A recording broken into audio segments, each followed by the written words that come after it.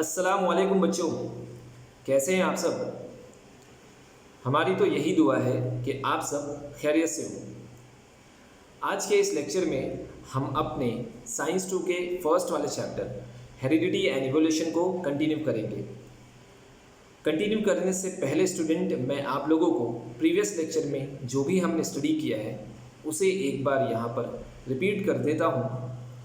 पिछले लेक्चर में हमने 5 वर्ड्स के बारे में स्टडी की थी। सबसे पहला वर्ड था हेरिडिटी, और हम जानते हैं कि हेरिडिटी के बारे में हमने 9th स्टैंडर्ड में भी पढ़ा है। हेरिडिटी को कुछ शॉर्टकट तरीके से इस तरह से आप याद रख सकते हो कि transformation of genetic character from parents to their offspring, यानी कि पेरेंट्स से उनकी नई जनरेशन में जेनेटिक कैरेक्टर के ट्रांसफॉर्मेशन को हम हेरिडिटी का नाम देते हैं। हेरिडिटी के बाद हमने जो टॉपिक स्टार्ट किया था वो सेंट्रल डोग्मा का कंप्लीट प्रोसेस था।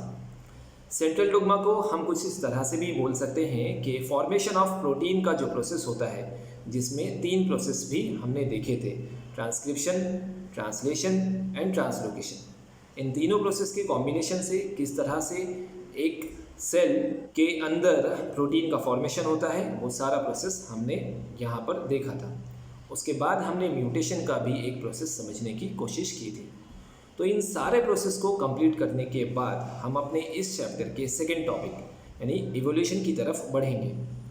इवोल्यूशन में आगे बढ़ने से पहले मैं स्टूडेंट्स आप लोगों को ये बताना चाहूँगा कि इवोल्यूशन का वो टॉपिक कम्प्लीटली थ्योरी बेस्ड है, यानी पूरा थ्योरेटिकल है।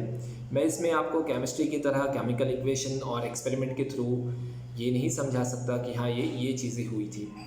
इस थ्योरी में आप कितनी भी एग्जांपल्स दो वो कम ही लगेंगे, या आप कितनी भी बातें करते जाओ वो बातें आपको कम लगेंगी। इसलिए स्टूडेंट, मैं कोशिश करूँगा कि कम से कम बातों में आपको एवोल्यूशन का टॉपिक समझा सकूँ। तो आइए मैं कोशिश करता हूँ और आप भी ध्यान से सुनिएगा। तो स्टूडेंट, इवोल्यूशन की थ्योरी को स्टार्ट करने से पहले हम उसके डेफिनेशंस को डायरेक्टली यहाँ पर नहीं देखेंगे। हम कोशिश करेंगे कि इवोल्यूशन के वर्ड्स को समझ जाएं और कुछ एग्जांपल्स को देखते हुए हम बाद में उसके डेफिनेशन को समझने की कोशिश करेंगे। इवोल्यूशन को अगर मैं पूछूं कि इवोल्यूशन क्या होता है, तो मेरे दिमाग में एक आंसर ये आता है कि इवोल्यूशन का मतलब ये कि बहुत ही स्लो प्रोसेस के थ्रू लिविंग ऑर्गेनिजम्स के अंदर जो चेंजेस होते गए और उसी चेंजेस की वजह से बहुत सारे डिफरेंट साइज़ के और डिफरेंट स्पीशीज़ की जो वैरायटीज़ हमें आज देखने को मिलती है, यही इवोल्यूशन है। मतलब मैं ये कह सकता हूँ, इवोल्यूशन का मतलब किसी चीज़ का बनना। अब लिविंग ऑर्गेनिज्म आज हम देखते हैं ना कि बहुत सारी वैरायटीज़ की है। प्लांट्स में अलग वैरायटीज़ होती है, एनिमल्स में अलग वैरायटीज़ होती है। तो दिमाग में ये क्वेश्चन आता है कि ये चीज़ें आई कहाँ से होंगी। तो इसी वैरायटीज़ का जो क्रिएशन हुआ है, या हम सिर्फ लिविंग ऑर्गेनिजम्स की बात ही नहीं करें, अगर हम इस पूरे वर्ल्ड की क्रिएशन की बात करें तो हम ये समझेंगे कि इस पूरे सिस्टम को हम इवोल्यूशन का नाम देते हैं। एक बार मैं इसे बहुत ही शॉर्टकट तरीके से फिर समझाने की कोशिश कर दूं कि इवोल्यूशन का मतलब एक स्लो प्रोसेस के थ्रू जो लिविंग ऑर्गेनिज्म में चेंजेस आते जाते हैं, और इसी चेंजेस की वजह से हमें डिफरेंट साइज़ और शेप की और डिफरेंट स्पीशीज़ को देखने मिलता है। यानी वो नई नई स्पीशीज़ के फॉर्म में इस अर्थ पे ये क्रिएट होते हैं। अब स्टूडेंट, इस इवोल्यूशन की थ्योरी को और समझने के लिए हम कुछ एग्जांपल्स देखते जाते हैं और कुछ क्वेश्चंस भी क्रिएट करते जाएंगे। आइए यहाँ मैं प्रेजेंटेशन के थ्रू इवोल्यूशन को आपको समझाने की कोशिश करता हूँ। सबसे पहले आप स्क्रीन पे देख रहे होंगे कि जब हम अपने चारों तरफ देखते हैं तो हमें बहुत सारे साइज़ की और बहुत सारे वैरायटीज़ के ऑर्गेनिज्म को देखने मिलता है। जैसे कि इस वक्त आप अपने स्क्रीन पे देख ही रहे हैं, डिफरेंट साइज़ और डिफरेंट कलरफुल का जो कॉम्बिनेशन हमारे अर्थ पे है, ये हम देख सकते हैं। अब अगर हम आगे देखें तो हम ये भी देखते हैं कि जैसे जैसे इन्वायरमेंट में चेंजेस होते जाता है, ये सारे ऑर्गेनिज्म भी चेंज होते हैं, और इसी चेंज का नाम एक्चुअल में इवोल्यूशन दिया गया है। तो हम देखते हैं कि कैसे चेंजेस होते गया। यहाँ मैं जो पिक्चर्स के थ्रू आपको समझाने की कोशिश कर रहा हूँ, आप अपने दिमाग में यही मत बैठाना कि इस पिक्चर के बाद फ़ौरन जो पिक्चर आएगी वैसे चेंज हुआ था। नहीं, मैंने कोशिश किया हूँ उसको समझाने की। इसका मतलब ये नहीं कि अगर आप स्क्रीन पे गोरिल्ला की पिक्चर देख रहे हैं तो उसके बाद अगर किसी आप ह्यूमन की पिक्चर देखते हैं तो डायरेक्टली गोरिल्ला से ह्यूमन में चेंजेस हुआ, ऐसा नहीं हुआ। हम ये साइंटिफिकली मानते हैं कि ह्यूमन स्पीशीज़ जो है वो गोरिल्ला से या दूसरे जो एप्स वगैरह से बिलोंग करती है, लेकिन हम ये नहीं कह सकते कि हाँ फ़ौरन ह्यूमन स्पीशीज़ किसी गोरिल्ला से कन्वर्ट हो गई। उसको कन्वर्ट होने में बहुत हज़ारों लाखों करोड़ों साल का टाइम लगा होगा। तो स्टूडेंट ध्यान से देखिएगा, मैं फिर ये कह दूँ, आप पिक्चर्स पे जो आप देखेंगे उसे देख करके ये मत समझिएगा कि इस पिक्चर्स के बाद ये चेंजेस हुआ होगा। इसके बीच के पिक्चर्स हम सारे पिक्चर्स को यहाँ पे नहीं दिखा सकते, ये चीज़ हमें इमेजिन करनी पड़ेगी। तो स्टूडेंट जैसे जैसे इन्वायरमेंट चेंजेस होता है, हम जानते हैं कि हमारे जो लिविंग ऑर्गेनिज्म हैं उनके अंदर भी चेंजेस आते जाते हैं। ये रहा कुछ चेंजेस के बारे में आपको यहाँ पर आप देख सकते हैं कि एनिमल्स में कैसे चेंजेस होता है। आप यहाँ पर देख सकते हैं कि ये जो एक्वेटिक एनिमल्स हैं इनमें भी आप चेंजेस देख सकते हैं पिक्चर्स के थ्रू, और साथ ही साथ हम प्लांट्स के भी चेंजेस देखते हैं। अब ये सारे चेंजेस क्यों हुए होंगे, आप ज़रा अपने आप से क्वेश्चन करिए। तो इन्हें नेचर में सर्वाइव करना है, हर एक स्पीशीज़ को नेचर में सर्वाइव करना होता है, और वो चेंज होते हुए नेचर के साथ अपने अंदर चेंज लाने की कोशिश करते हैं। इसी कोशिश की वजह से नई नई स्पीशीज़ का बर्थ होता है और नई नई स्पीशीज़ क्रिएट होते रहती हैं। तो आइए दूसरी स्लाइड की तरफ बढ़ते हैं और देखते हैं कि दूसरी स्लाइड में हमें क्या बताया गया है। Organism have silent characteristics features. जैसा कि मैंने आपको बताया कि हर ऑर्गेनिज्म में कुछ फीचर्स होते हैं और उन्हीं फीचर्स को यूज़ करके वो नेचर के अंदर सर्वाइव करने की कोशिश करते हैं। यहाँ डिफरेंट फीचर्स के थ्रू आप देख सकते हैं कि हर ऑर्गेनिज्म अलग अलग नेचर में रहने की कोशिश करते हैं। यहाँ आप देख सकते हैं कि कोई पोलार बियर का एग्जांपल है, और आप देख सकते हैं कि कोई प्लांट्स के ऊपर कोई छोटे छोटे जो बर्ड्स या इस तरह से जो एनिमल्स होते हैं वो सर्वाइव करते हैं, कुछ पानी में सर्वाइव करते हैं, कुछ डेजर्ट एरियाज़ में सर्वाइव करते हैं। तो ये ऑर्गेनिज्म के अंदर फीचर्स होता है कि वो अपने सराउंडिंग से अडॉप्ट करते हुए अपने आप को सर्वाइव कर सके। तो इस स्लाइड में ये दिखाया गया है आपको। उसके बाद नीचे की तरफ वही पॉइंट आपको दिखाया गया है जो मैंने अभी समझाया कि हर ऑर्गेनिजम्स के अंदर कुछ इंपॉर्टेंट साइलेंट कैरेक्टरिस्टिक्स या फीचर्स होते हैं जो अपने इन्वायरमेंट के हिसाब से अपने अंदर चेंजेस लाते हुए अपने आप को सर्वाइव करते हैं। तो उस चीज़ को आप यहाँ पॉइंट में पढ़ भी सकते हैं। These features help them to get well acclimatise to the environment, यानी अपने इन्वायरमेंट में काफ़ी अच्छे से घुल मिल जाना। अब हम नेक्स्ट स्लाइड पे देखते हैं। तो organisms which can not adjust with their surrounding, ये आप जानते हैं, ये स्लाइड्स और पिक्चर्स के थ्रू मैं आपको ये समझाने की कोशिश कर रहा हूँ कि वो ऑर्गेनिज्म जो अपने सराउंडिंग में एडजस्ट नहीं होते या बदलते हुए नेचर के साथ अपने आप को चेंज नहीं करते, तो उनको कोई भी राइट नहीं है इस अर्थ पे रहने का।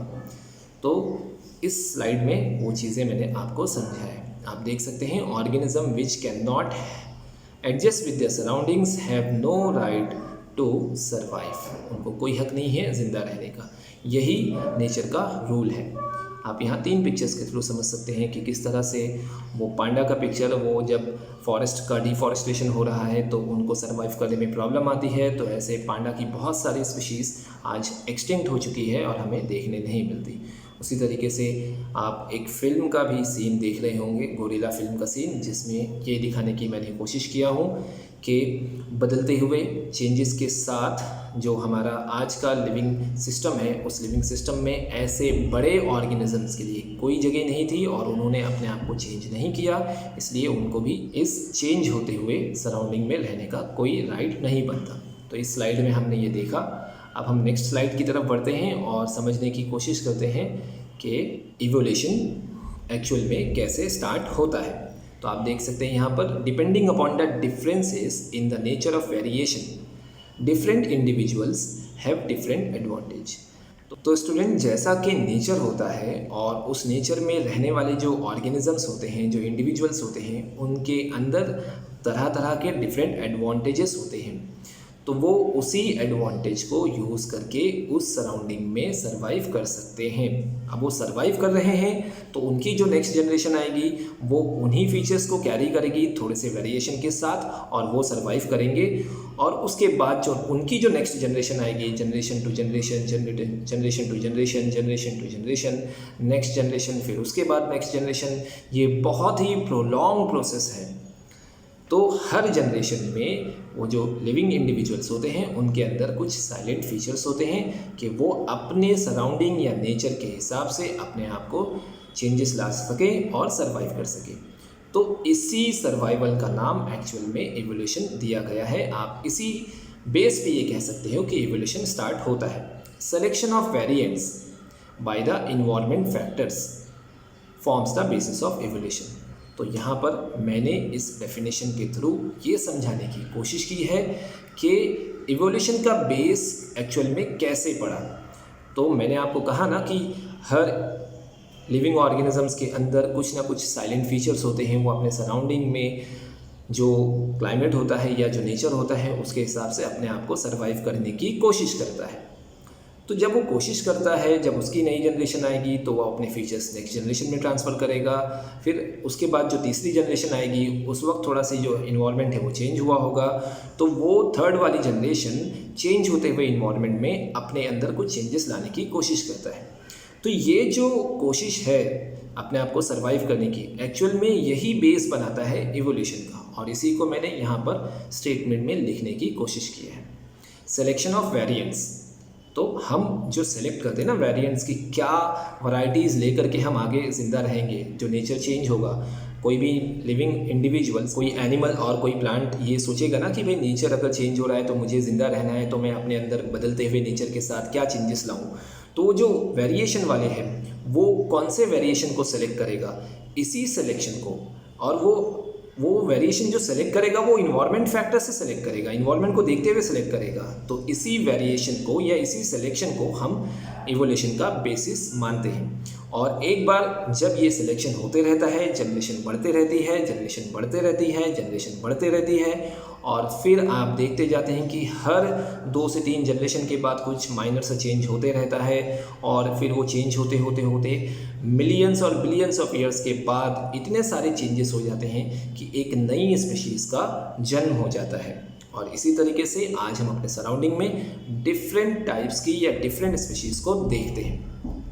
तो मैं स्टूडेंट यहाँ पर ये आप लोगों से उम्मीद करूँ कि मैंने आप लोगों को स्लाइड्स के थ्रू इवोल्यूशन समझाने की कोशिश की है, लेकिन इवोल्यूशन एक्चुअल में स्टार्ट में जो मैंने कहा था कि ये स्लोली चेंज है, जो लिविंग ऑर्गेनिजम्स अपने अंदर ला करके अपने अंदर चेंज लाते हैं और सर्वाइव करने की कोशिश करते हैं, और यही आगे चल के बहुत सारी स्पीशीज़ को जन्म देता है। तो इसको ही इवोल्यूशन कहते हैं। लेकिन फिर मैंने स्लाइड्स के थ्रू आपको ये समझाने की कोशिश किया कि एक्चुअल में इवोल्यूशन का बेस कैसे बनता है। तो ये जो नेचुरल सिलेक्शन है ना, नेचर में सर्वाइव करने की जो कैपेसिटी है अपने अंदर चेंज लाने का, ये नेचुरल सिलेक्शन जो है कि कौन से वेरिएंट्स को सेलेक्ट करेंगे तो हम नेचर के अंदर सर्वाइव करेंगे, एक्चुअल में यही सिलेक्शन इवोल्यूशन का बेस बनाता है। अब जब कोई लिविंग ऑर्गेनिज्म सर्वाइव करने की कोशिश करता है या कुछ सिलेक्शन करता है, अपने अंदर चेंज लाता है, तो वो सर्वाइव करेगा तो उसके बाद उसकी नई जनरेशन आएगी तो वो भी सर्वाइव करेगी। फिर ऐसे ही 4, 5, 10 जनरेशन होती जाएगी। अगर इन्वायरमेंट में चेंज हुआ और उस जनरेशन के अंदर ये कैपेबिलिटी है कि वो उस 10 जनरेशन के बाद में अपने आप को सर्वाइव कर सके, तो वो थोड़ा और चेंज लाएगा। अब जब उसने चेंज लाया तो 10 जनरेशन के पहले वाली जनरेशन और एक नई जनरेशन 10 जनरेशन के बाद अगर आप दोनों को कंपेयर करोगे तो कुछ डिफरेंसेस दिखेंगे। उसी डिफरेंस के बेस पे हम ये कहते हैं कि ये एक नई स्पीशीज़ है और वो पुरानी स्पीशीज़ थी। तो नई स्पीशीज़ का क्या हुआ, यहाँ पर क्रिएशन हो गया। तो इस तरह से स्पीशीज़ बनते जाती है। आइए आगे एवोल्यूशन को और समझने की कोशिश करते हैं, यानी डिटेल में देखते हैं। तो स्टूडेंट, इस स्लाइड में आप देख रहे हैं कि हमारे पास, जैसा कि हमने पहले भी कहा, कि बहुत सारी वैरायटीज़ होती हैं एनिमल्स की और प्लांट्स की, और ऑलमोस्ट यहाँ पर एक अंदाजे के थ्रू या कैलकुलेशन के थ्रू ये बताने की कोशिश की गई है कि 2.5 crore of species of plants on this earth. Plant की 2.5 करोड़ स्पीशीज़ है इस अर्थ के ऊपर, और वो हर साइज़ और कॉम्प्लेक्सिटी के नेचर में आपको मिल जाएगा। अगर मैं प्लांट्स की बात करूँ तो करोर्स ऑफ स्पीशीज़ में से आप यूनिसेलुलर क्लोरेला नाम का जो एक यूनिसेलुलर ऑर्गेनिज्म होता है प्लांट्स में, क्लोरेला से बनियन ट्री तक का जो एग्जांपल आप देख सकते हो कि वो यूनिसेलुलर से लेकर के एक ह्यूज और बहुत बड़ा बनियन ट्री जो होते हैं वो बहुत बड़े बड़े होते हैं। तो इस तरह से वेरिंग साइज़ और कॉम्प्लेक्सिटी के आपको प्लांट्स भी मिल जाएंगे। और सेम एग्जाम्पल हम एनिमल्स में भी ले सकते हैं कि अमीबा और पैरामीशियम जो यूनिसेलुलर ऑर्गेनिज्म होते हैं वहाँ से होते हुए ह्यूज और गिगैंटिक वेल तक के आपको यहाँ पर ऑर्गेनिज्म या स्पीशीज़ दिखते हैं। तो इतनी सारी स्पीशीज़, इतनी कॉम्प्लेक्सिटी या इतने नंबर ऑफ स्पीशीज़ की कैसे पॉसिबल हुआ?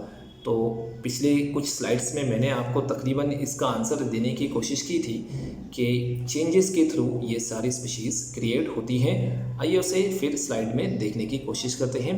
यहाँ पे कुछ क्वेश्चंस आते हैं ना जो मैंने अभी आपसे पूछा था, वही क्वेश्चन यहाँ दिमाग में आपको आएंगे कि how life originated on this planet, इस अर्थ के ऊपर कैसे लाइफ आई होगी। कभी कभी हम ऐसे खाली बैठे तो सोचते हैं। अब आप लोग नहीं सोचते हैं तो क्या कर सकते हैं, लेकिन जो सोचने वाले लोग होते हैं, जो फिलोसोफर्स लोग होते हैं, जो साइंटिस्ट होते हैं, वो ये सब चीज़ें सोच करके ही ये थेरीज़ हमें पढ़ने को मिल रही हैं। तो कुछ क्वेश्चंस जो हमारे दिमाग में आते हैं वो यहाँ पर इस तरीके से आप देख सकते हो। फर्स्ट वाला क्वेश्चन है how life originated on this planet, इस प्लानट के ऊपर लाइफ कैसे ओरिजिन हुआ होगा, कैसे स्टार्ट हुई होगी।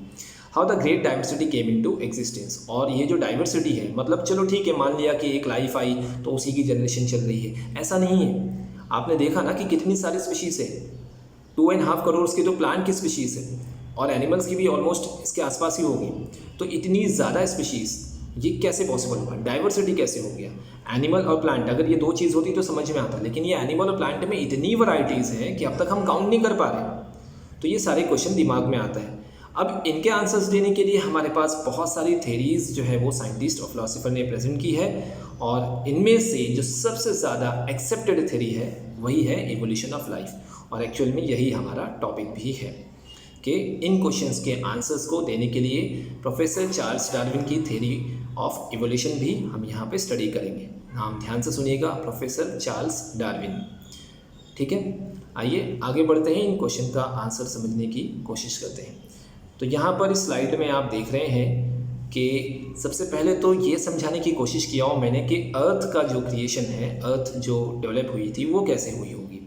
तो अक्सर ये थ्योरी हमने बिग बैंग थ्योरी या जो ब्लैक होल की थ्योरी है उसमें हमने इन चीज़ों के बारे में पढ़ा होगा या सुना होगा कि सारी यूनिवर्स बनने से पहले एक जो फर्स्ट वाला पिक है जिसमें आप देख रहे हैं कि एक कम्प्लीटली जो फायर आपको दिख रहा है किसी, आप उस प्लैनेट का नाम मैं यहाँ नहीं बता सकता कि वो कौन सा प्लैनेट था और ये कितने सालों पहले हुआ होगा, लेकिन ऐसा अंदाज़ा लगाया जाता है कि स्टार्टिंग में जो वर्ल्ड का जो या ये जो यूनिवर्स का क्रिएशन हुआ है कुछ इस तरह से हुआ होगा। फिर वो अचानक से ब्लास्ट होता है काफ़ी सालों के बाद, और ब्लास्ट होने के बाद इसमें से कई सारी गैलेक्सीज़ क्रिएट होती हैं, और उन गैलेक्सीज़ में से एक हमारी भी गैलेक्सी है जिसमें हम हमारा सोलर सिस्टम के साथ प्रेजेंट है, और फिर उसी में हमारा अर्थ नाम का जो प्लैनेट है जिस पे हम रहते हैं वो क्रिएट हुआ होगा। तो मैं ये नहीं कह रहा कि इवोल्यूशन सिर्फ प्लांट और एनिमल्स और इस अर्थ के ऊपर हुआ, हम इवोल्यूशन की थ्योरी को प्लैनेट और स्टार्स में भी समझ सकते हैं। आप समझ रहे हो ना मैं क्या कहना चाह रहा हूँ। इवोल्यूशन सिर्फ हम ये नहीं कह रहे कि हाँ प्लांट और एनिमल्स में ही पॉसिबल हुआ होगा और कहीं नहीं, बल्कि इवोल्यूशन की थ्योरी को हम प्लैनेट में और स्टार्स में भी समझ सकते हैं। वहाँ पे भी तो चीज़ें इवॉल्व हुई ना, सब चीज़ें पहले से तो नहीं थी, इवॉल्व बनना शुरू हुई और काफ़ी टाइम के बाद बनी, तो इसी चीज़ को इवोल्यूशन कहते हैं। तो सबसे पहले स्लाइड्स में मैंने आपको ये समझाने की कोशिश की है कि अर्थ का इवोल्यूशन कैसे हुआ होगा। फिर आगे देखते हैं और समझने की कोशिश करते हैं कि इसके बाद इवोल्यूशन ऑफ लाइफ में आप देख सकते हैं इस वीडियो में कि पानी के अंदर माइक्रो ऑर्गेनिजम्स के थ्रू फिर कैसे स्लाइटली चेंजेस होते जा रहा है ऑर्गेनिज्म में। थोड़ा माइनर सा ऑब्जर्वेशन रखिएगा यहाँ पर आप, ठीक है। मैं थोड़ा खामोश हो जाता हूँ, वीडियो देखिए। ये आप देख सकते हैं डायनासोर्स का एग्जाम्पल, कई सालों के बाद चेंजेस हुआ होगा, तो हम ये मान सकते हैं कि उन्हीं में से हमारे जो आजकल के एलिफेंट हैं और ये सारी चीज़ें क्रिएट हुई होंगी। अब फिर ह्यूमन बीइंग भी उसमें आपको दिख रहा है, और फिर ये वीडियो आपको समझ में आ रहा होगा कि कैसे चेंज हुआ। समझ में आया? तो इस तरीके से अर्थ का जो सिस्टम है वो आगे बढ़ा होगा। यहाँ पर मैं एक चीज़ रिपीट करना चाहूँगा कि जो आप वीडियो देख रहे हैं उसकी स्टार्टिंग में इस वीडियो को उसने वाटर से दिखाया है। आगे चल के इसके बारे में मैं आपको बताऊँगा। इस वीडियो को आप फिर से देख लीजिए कैसे माइनर सा चेंजेस हो रहा है। चेंजेस होते होते फिर बहुत सारी डिफरेंट वैरायटीज़ ऑफ स्पीशीज़ आपको एनिमल्स में दिखते हैं।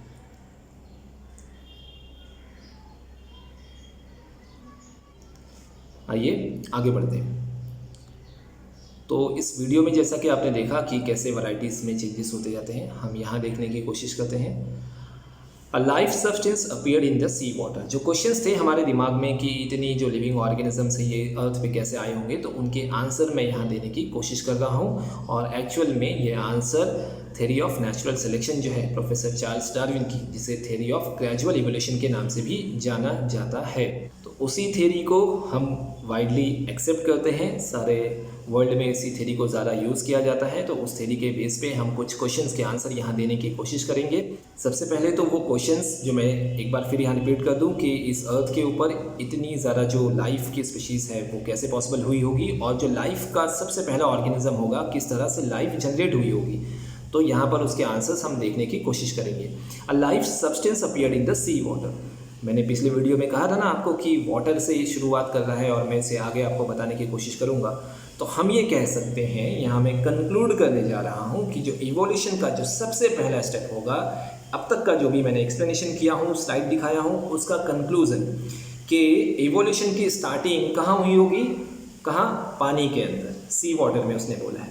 अब सी वाटर में लाइफ सब्सटेंस का नाम लिया हुआ है, किसी ऑर्गेनिज्म का पर्टिकुलर नाम नहीं लिया कि ह्यूमन बीइंग पानी में आया था, ऐसा नहीं है, बल्कि उसने सिर्फ ये कहा कि a life substance appeared in the sea water.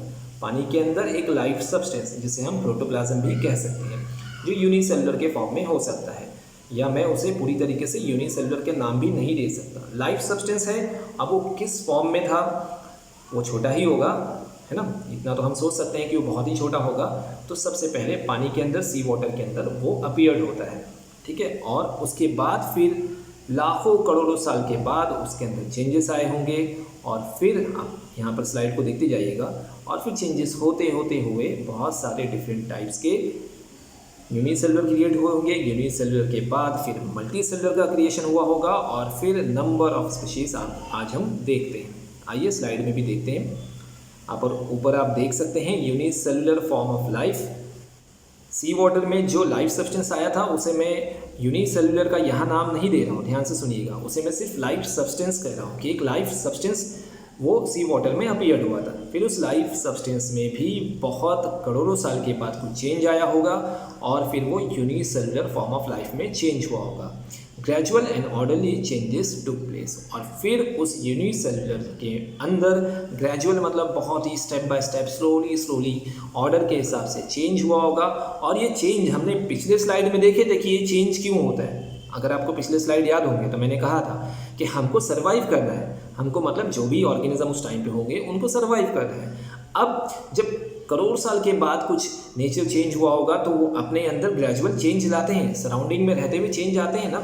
अब मैं चेंज की एग्जांपल एक छोटा सा यहाँ पर स्लाइड को रोक करके आपको चेंज की एग्जांपल भी समझा दूँ कि अगर आप देखेंगे अपने सराउंडिंग में तो बहुत सारे एनिमल्स आपको ऐसे दिखेंगे जो हमारे सराउंडिंग में हैं, उनके बॉडी के ऊपर जो हेयर लाइक स्ट्रक्चर्स होते हैं वो इतने ज़्यादा घने नहीं होते। जो बाल होते हैं ना बॉडी के ऊपर एनिमल्स के, वो इतने ज़्यादा घने नहीं होते।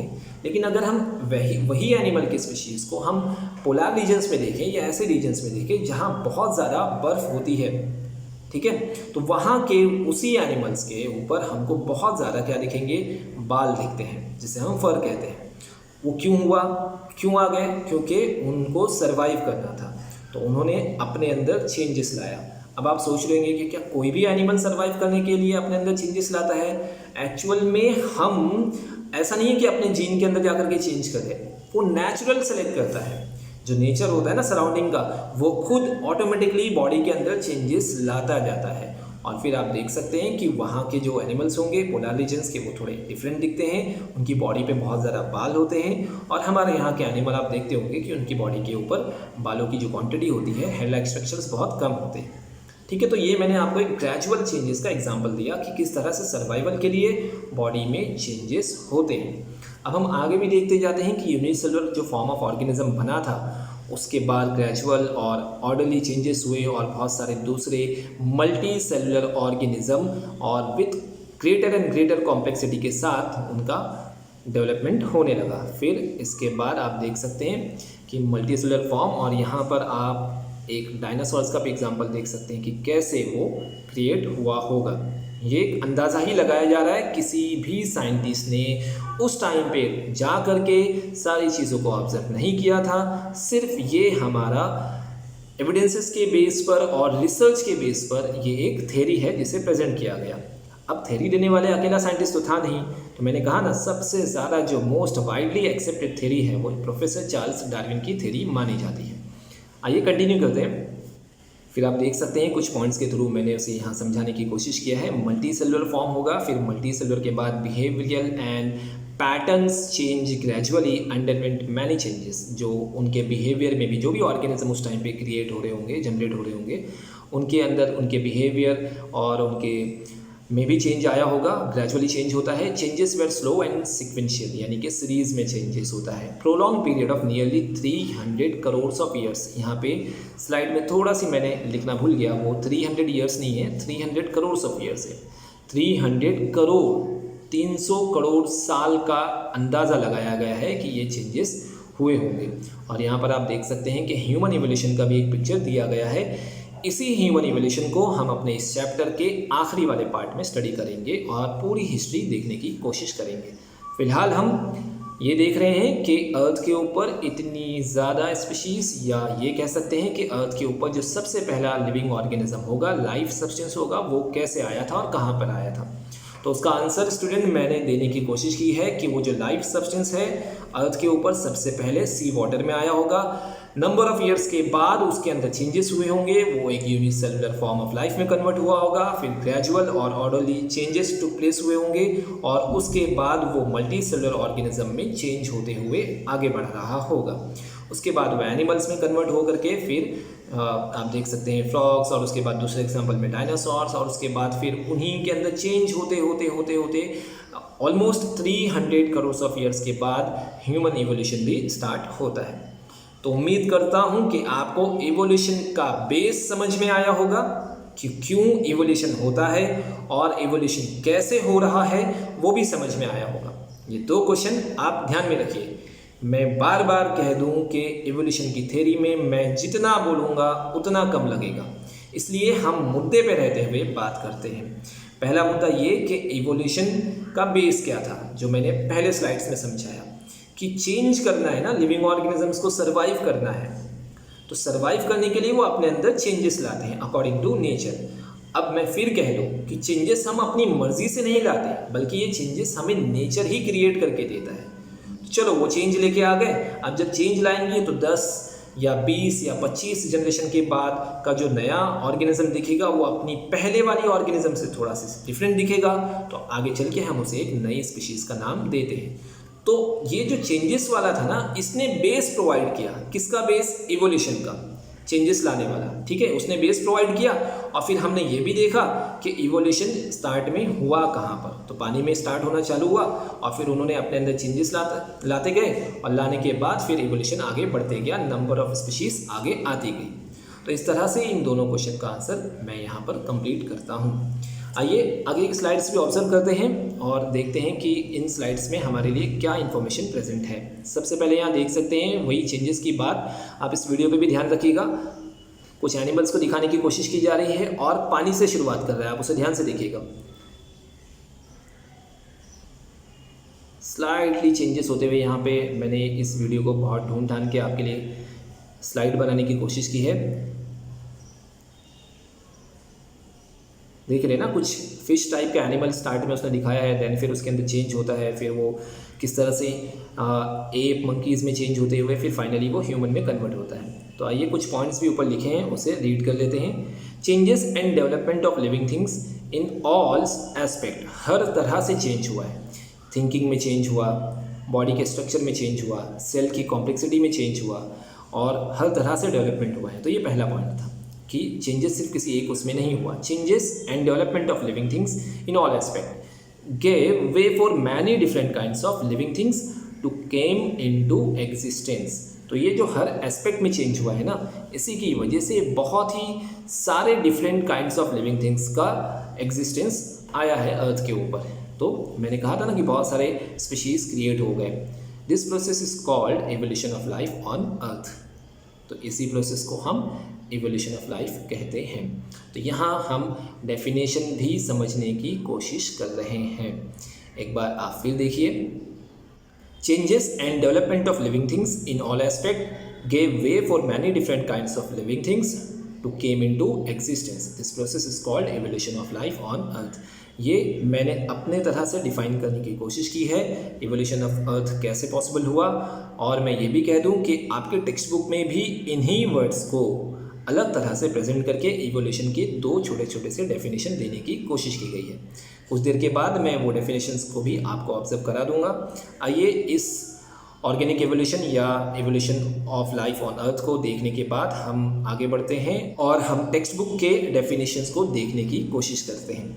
उन टेक्स्ट बुक के डेफिनेशंस में से एक डेफिनेशन आपको इस वक्त स्क्रीन पे बेसमेंट पे दिख रहा होगा। Progressive development of animals and plants from ancestor of different forms and function are called as evolution. तो ये जो आपको नीचे की तरफ स्टेटमेंट दिख रहा है, ये आपके टेक्स्ट बुक के डेफिनेशन से ही दिया गया है। Progressive development of animals and plants. कैसा डेवलपमेंट होना चाहिए? प्रोग्रेसिव, आगे बढ़ना चाहिए। ऐसा नहीं कि भाई डेवलपमेंट ऐसा हुआ जिसकी वजह से स्पीशीज ही खत्म हो जाए, वैसा डेवलपमेंट नहीं। Progressive development of animals and plants from ancestor. वो डेवलपमेंट किससे होगा? उनके एंसेस्टर में। जो चीज़ें एंसेस्टर में थी अब वो उनके टाइम पीरियड के हिसाब से थी। अब अगर मैं बोलूँ 100 करोड़ साल के बाद कुछ चेंजेस हुआ एनवायरनमेंट में, तो अब जो ये जनरेशन चल रही है ना, तो 100 करोड़ साल के बाद का एनवायरनमेंट चेंज हुआ होगा, तो उसके हिसाब से हमारी नई जनरेशन के अंदर चेंज होगा। From ancestor of different forms and function, यानी हर लेवल पर, उनके स्ट्रक्चरल लेवल पर, उनके थिंकिंग लेवल पर। तो इस सारी सिस्टम को, इस सारे डेवलपमेंट को हम क्या नाम देंगे? एवोल्यूशन का नाम देंगे। तो ये डेफिनेशन आपके टेक्स्ट बुक से है। आइए टेक्स्ट बुक का भी पेज मैं यहाँ पर आपको दिखा देता हूँ। तो स्टूडेंट, ये रहा आपके टेक्स्ट बुक का पेज, जिस पे आप पेज नंबर 3 पे इवोल्यूशन देख रहे हैं। और इवोल्यूशन का ये पूरा पेज जो है वो उन्हीं वर्ड्स और उन्हीं स्टेटमेंट को लेकर के यूज़ किया गया है जो मैंने अभी आपको समझाया। बल्कि मैंने आपको स्लाइड्स के थ्रू और ज़्यादा पिक्चर्स के थ्रू समझाने की कोशिश की है। अगर आप इस पूरे पेजेस को पढ़ोगे तो आपको इवोल्यूशन के 2 डेफिनेशन समझ में आएंगे। और वो एक डेफिनेशन उनमें से मैं आपको यहाँ बता दूँ कि आप यहाँ पे जहाँ पे पेज नंबर 3 लिखा हुआ है, इस पेज नंबर 3 के लास्ट वाले पैराग्राफ के 3 लाइन जो अभी मैंने आपको डेफिनेशन बताया था टेक्स्ट बुक का, वो कुछ इस तरह से होगा। Progressive development of plants and animals from the ancestors having different structural and functional organization is called evolution. कैसा डेवलपमेंट बताया था मैंने? Progressive development. किसका? प्लांट्स और एनिमल्स का, यानी जो भी थे उस टाइम पे।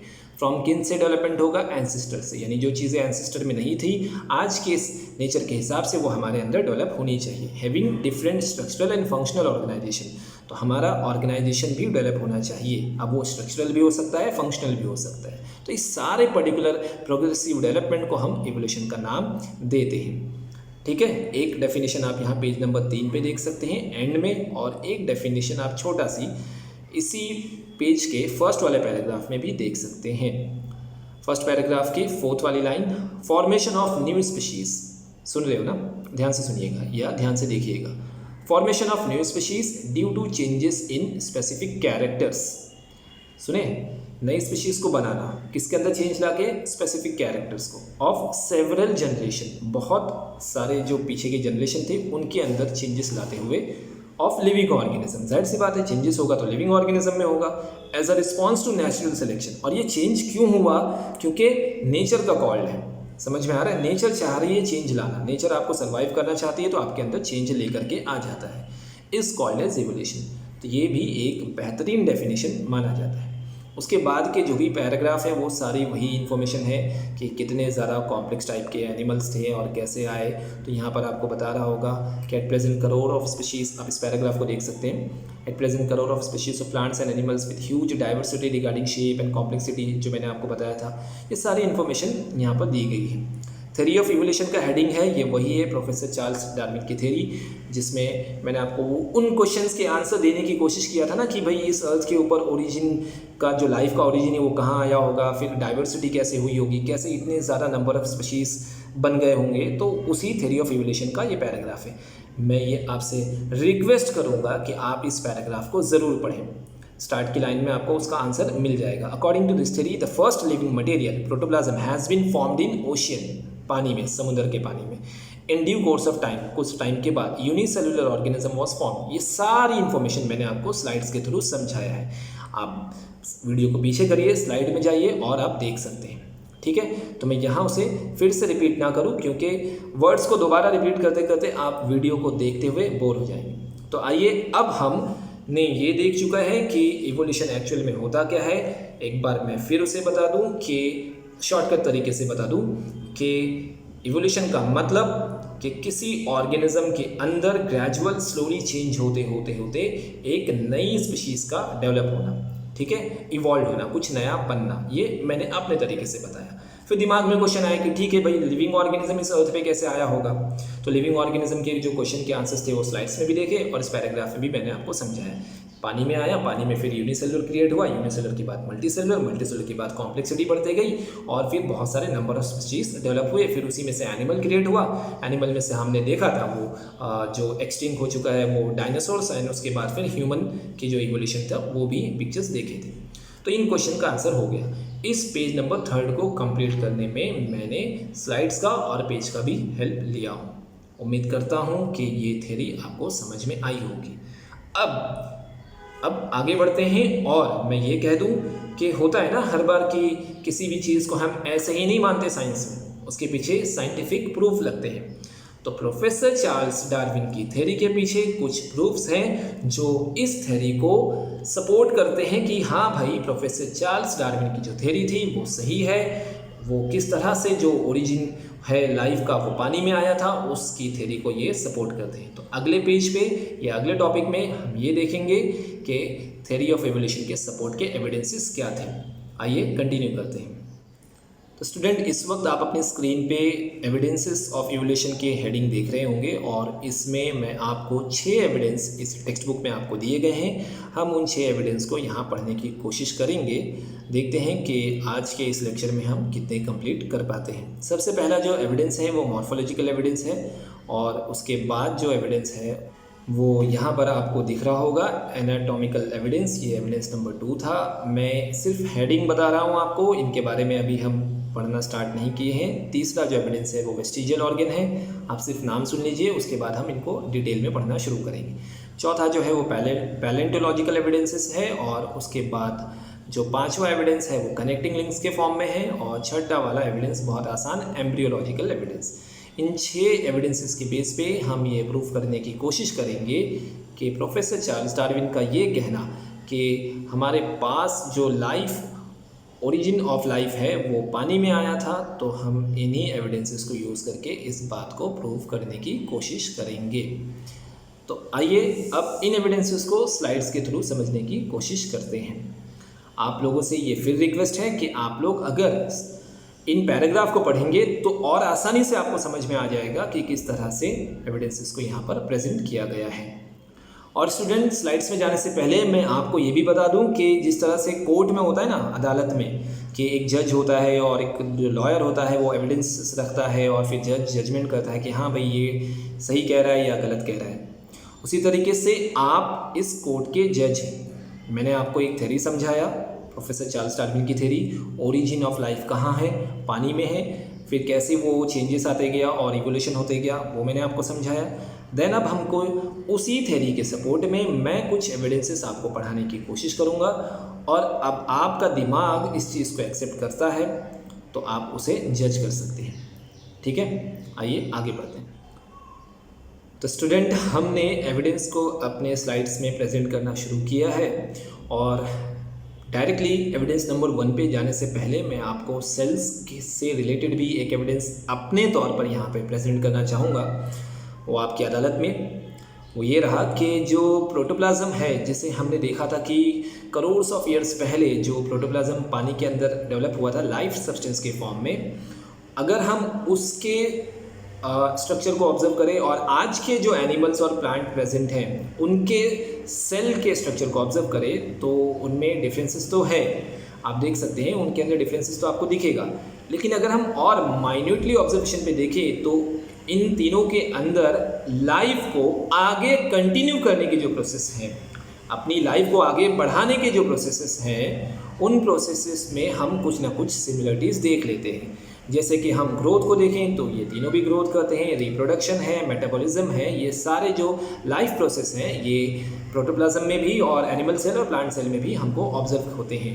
तो इसी बेसिस पे मैं ये कह सकता हूँ या हम ये कह सकते हैं कि हाँ भाई, मैं मानता हूँ कि प्लांट से बिलोंग करता है, एनिमल सेल एनिमल है, दो अलग अलग टाइप के ये किंगडम है। लेकिन अगर हम इनके सेल के प्रोसेस को समझें तो ये सेल के प्रोसेस उसी प्रोटोप्लाज्म से मैच करते हैं जो करोड्स ऑफ ईयर्स पहले इसी अर्थ के ऊपर सी वाटर के अंदर सबसे पहले लाइफ सब्सटेंस के फॉर्म में क्रिएट हुआ था।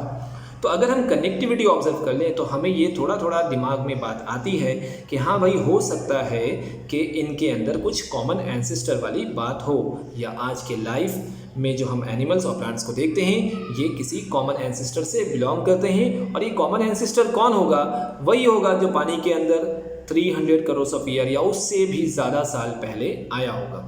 तो इस तरह से मैंने अपने तरीके पे ये सेल का जो ऑब्जर्वेशन है ये आपको टेक्स्ट बुक में नहीं होगा, मैंने अपने तरीके से स्लाइड्स में यहाँ समझाने की कोशिश की है कि सेल्यूलर लेवल पर भी अगर हम ऑब्जर्व करें तो कुछ ना कुछ सिमिलरिटीज़ हमें ऑब्जर्व हो जाती है। आइए उसके बाद हम अपने टेक्स्ट बुक के हिसाब से जो सबसे पहला एविडेंस है उसे यहाँ पे प्रेजेंट करता हूँ मैं, और वो रहा मॉर्फोलॉजिकल एविडेंस। टेक्स्ट बुक के जो पिक्चर्स हैं वो थोड़े से अलग है और यहाँ मैंने वो पिक्चर्स अलग लिए हैं। अब आपको मैं इसमें ऑब्जर्वेशन ये कराना चाहूँगा कि आप सबसे पहले प्लांट्स के जो लीव्स यहाँ पे आपको दिख रहे हैं उसे ऑब्जर्व करिए और उसके बाद एनिमल्स को ऑब्जर्व करिए। क्या ऑब्जर्वेशन आप देखते हैं? ठीक है, आप अपने दिमाग में क्या ऑब्जर्वेशन लाते हैं? अब इस वन वे कम्युनिकेशन में आपके आंसर तो मैं नहीं सुन सकता, लेकिन ठीक है, मैं उसे बताने की कोशिश करता हूँ कि शायद आपने ये ऑब्जर्व किया होगा कि प्लांट्स में एक तो ये है कि क्लोरोफिल ग्रीन प्लांट्स में होता है, ठीक है। फिर उसके आप लीव्स का जो स्ट्रक्चर देख रहे हैं ऑलमोस्ट वो सेम है। फिर उसके साथ ही आप लीफ के जो स्ट्रक्चर के बीच में आप लाइंस जैसे देखते हैं, जैसे मैंगो ट्रीज़ में होता है वैसे ही ऑलमोस्ट हर ट्री के अंदर होता है, उसे हम लीफ वेनेशन का नाम देते हैं जो, और उसके साथ लीफ पैटियोल के स्ट्रक्चर को भी आप ऑब्जर्व कर सकते हैं। तो इन शॉर्ट मैं ये कहना चाहूँगा कि लीफ का जो स्ट्रक्चर है वो ऑलमोस्ट सेम है। उसी के साथ जब आप एनिमल्स को ऑब्जर्व करोगे तो इनके स्ट्रक्चर में आप देख सकते हो कि भाई इनका जो स्ट्रक्चर है, अगर मैं एक्सटर्नल स्ट्रक्चर की बात करूँ तो आप देख सकते हैं कि उनका जो नोज़ है, माउथ है, वो ऑलमोस्ट एक ट्रायंगुलर शेप में आगे की तरफ है। तो हम ये कह सकते हैं कि हाँ, इन तीनों के अंदर भी कुछ सिमिलरिटीज़ पाई जाती है। तो इसी सिमिलरिटीज़ के बेस पे मैं एनिमल्स को, सारे जो एनिमल्स हैं उनको और सारे जो प्लांट्स हैं उनको किसी कॉमन एंसेस्टर से बिलोंग करवाऊंगा ना। अब भले ही प्लांट्स अलग अलग टाइप के हों और एनिमल्स भी अलग अलग स्पीशीज़ के हों, लेकिन कुछ ना कुछ तो सिमिलरिटीज़ ऑब्जर्व हो रही है। उसी सिमिलरिटीज़ को बेस बना करके मैं ये यहाँ पर एविडेंस रखूँगा कि मॉर्फोलॉजिकल एविडेंस इस बात का प्रूफ है कि प्लांट्स और एनिमल किसी कॉमन एंसेस्टर से बिलोंग करते हैं। और ये कॉमन एंसेस्टर क्या होगा? वही होगा जो सबसे पहले इस अर्थ पे ओशियंस के अंदर आया था। ठीक है, अब मॉर्फोलॉजिकल एविडेंस को मैं शॉर्ट फॉर्म में आपको याद कराने के लिए इतना कह दूं कि अगर आप अपने दिमाग में ये बात रखना चाहें कि मॉर्फोलॉजिकल एविडेंस क्या होता है, तो आप कह सकते हो एक्सटर्नल स्ट्रक्चर के बेस पे जो बाहरी बनावट होती है, ठीक है, बाहर की जो स्ट्रक्चर होती है उसके बेस पे हम ये समझ सकते हैं कि हाँ भाई कुछ ना कुछ सिमिलरिटीज़ है। तो ये था मेरा एविडेंस नंबर 1। एविडेंस नंबर 1 को कंक्लूड करने के लिए यहाँ पर एक लाइन आप देख सकते हैं, the similarity shows common origin and evolution from a common ancestry, जो स्टेटमेंट मैंने आपको अपने तरीके से भी बताया। अब हम सेकंड वाले एविडेंस की तरफ जा रहे हैं जिसका नाम है एनाटॉमिकल एविडेंस। अब सबसे पहले तो मैं आपको ये समझा दूँ कि ये एनाटॉमिकल एविडेंस क्या होते हैं। ठीक है, जिस तरह से मॉर्फोलॉजिकल को मैंने आपको बताया था कि एक्सटर्नल स्ट्रक्चर के बेस पे आप ऑब्जर्व करोगे, तो एनाटॉमिकल को आप इंटरनल जो स्ट्रक्चर है, बॉडी के इंटरनल जो स्ट्रक्चर होते हैं उनको देख करके आप ऑब्जर्वेशन करोगे। ठीक है, आइए देखते हैं कि क्या ऑब्जर्वेशन करता है। सबसे पहले तो मैं आपसे उम्मीद करूंगा कि आप इसे समझने की कोशिश करें। आप यहाँ देख सकते हैं सबसे पहले वाले पिक्चर में ह्यूमन हैंड का स्ट्रक्चर दिखाया गया है, दूसरे वाले पिक्चर में बुल्स लेग यानी जो बैल का जो पैर होता है उसको दिखाया गया है, तीसरे वाले पिक्चर में जो बैट है, बैट के जो विंग्स होते हैं उसको दिखाने की कोशिश की गई है उसके स्ट्रक्चर को, और चौथे वाले स्ट्रक्चर में वेल्स का जो फिन होता है उसे समझाने की कोशिश की गई है। तो 4 स्ट्रक्चर में आपको क्या कॉमन दिख रहा है? अब आप बोलेंगे सर कुछ भी कॉमन नहीं है। पहली बात तो इनका जो स्ट्रक्चर है वो सिमिलर नहीं है। अब इंसान का हाथ के स्ट्रक्चर देखोगे तो वो थोड़ा सी बैट के विंग से और वेल्स के फिन से मैच नहीं कर रहा होगा, है ना, डिफरेंट लग रहा होगा। मैं ये भी बता दूं कि इनके फंक्शन भी अलग होते हैं। इंसान अपने हाथों को डिफरेंट फंक्शन के लिए यूज़ करता है। बुल्स लेग जो है वो अलग अलग फंक्शन के लिए यूज़ होता है। विंग्स जो है वो बैट को उड़ने के लिए हेल्प करती है, और उसी तरीके से वेल्स के जो फिन्स होते हैं वो उसको फ्लोटिंग यानी तैरने के लिए यूज़ होते हैं। तो इनके फंक्शंस भी अलग है, और एक ऑब्जर्वेशन देखने पे हमें ये भी लगता है कि इनके इंटरनल स्ट्रक्चर भी अलग है। लेकिन अगर हम और माइन्यूटली उनको ऑब्जर्व करें तो there is similarities in the bones and their joints. आप देख सकते हैं सबसे पहले तो ये सभी के सब बोन से बने होंगे, एक सिमिलरिटी ये हो गई। फिर जब वो बोन से बने हैं तो जहाँ जहाँ बोन्स में जॉइंट्स हैं ऑलमोस्ट हर स्ट्रक्चर में वैसे ही जॉइंट्स पाए जा रहे हैं। तो कुछ अंदाज़ा लग रहा है ना आपको कॉमन दिखने का। इंसान के आप अगर हाथ को देखें तो जो एल्बो पे जॉइंट होता है, वैसे ही बुल्स लेग में आप देखेंगे तो बीच में एक जॉइंट है, और उसी तरीके से कई सारे जॉइंट आपको बैट्स विंग्स में और वेल्स के फिन्स में भी दिखेंगे। फिन्स के सिमिलरिटीज़ और इंसान के जो फिंगर्स की सिमिलरिटीज़ आप देख सकते हैं। तो जॉइंट्स के अंदर और बोन्स के अंदर सिमिलरिटीज़ के बेस पे हम ये कंक्लूड कर सकते हैं कि इंटरनल स्ट्रक्चर भले ही ये स्पीशीज़ अलग अलग हो, लेकिन इंटरनल स्ट्रक्चर के बेस पे हमारा दिमाग कहीं ना कहीं इस चीज़ को एक्सेप्ट करने की कोशिश करता है कि हो सकता है ये सारे स्पीशीज़ किसी कॉमन एंसेस्टर से बिलोंग करते हैं। एंसेस्टर का मतलब आप समझ रहे होंगे, पूर्वज, और पूर्वज मतलब है ना हमारे जो पहले आने वाले लोग हैं, हमसे जो पहले आने वाले लोग हैं। और इस दुनिया में जो सबसे पहले आने वाला लिविंग ऑर्गेनिज्म जिसे हमने अभी पिछली स्लाइड्स में देखा था, प्रोटोप्लाज्म, वो पानी के अंदर आया था, वो हमारा पूर्वज है, ऐसा हम साइंस के हिसाब से मानते हैं। तो हम ये कह सकते हैं क्या ये सारे स्पीशीज़ ह्यूमन बीइंग या जो एनिमल्स में हैं, या जो आप कह सकते हैं कि जो आप पानी के अंदर वाले एनिमल्स हैं या जो फ्लाइंग एनिमल्स हैं, ये सारे एनिमल्स किसी न किसी कॉमन एंसेस्टर से बिलोंग करते हैं। तो ये हमारा दूसरा एविडेंस, एनाटॉमिकल एविडेंस, जिसे मैं शॉर्टकट तरीके से आपको बताया था कि इंटरनल स्ट्रक्चर के बेस पे हम ऑब्जर्व करेंगे। ध्यान से सुनिएगा, एक साइंटिफिक नेम के बाद मैं उसे एक कॉमन वर्ड में भी आपको समझाने की कोशिश कर रहा हूँ। सबसे पहला वाला था morphological external structure, anatomical internal structure. तो ये 2 एविडेंस के बाद हम इस लेक्चर को यहीं पर एंड कर रहा हूँ, और अगले वीडियो में हम अपने एविडेंस नंबर 3 से स्टार्ट करेंगे। भूलिएगा नहीं, अगले वीडियो में हम आगे कंटिन्यू करेंगे और समझने की कोशिश करेंगे कि प्रोफेसर चार्ल्स डार्विन की थ्योरी की ओरिजिन ऑफ लाइफ पानी में हुआ था, उसी के अंदर इवोल्यूशन होते गया, एडेप्टिव चेंजेस होते गए, और फिर इतनी ज़्यादा नंबर ऑफ स्पीशीज़ बनी, और वो स्पीशीज़ उसी कॉमन एंसेस्टर से बिलोंग करती हैं। तो इस चीज़ के फेवर में या इसके सपोर्ट में हमने एविडेंसेस को रखना स्टार्ट किया था। अब तक हमने 2 एविडेंस पढ़ चुके हैं। पहला वाला नाम बोलिए मॉर्फोलॉजिकल, दूसरा वाला एनाटॉमिकल। तो इनके बाद हम तीसरा वाला अपने अगले वीडियो में देखेंगे।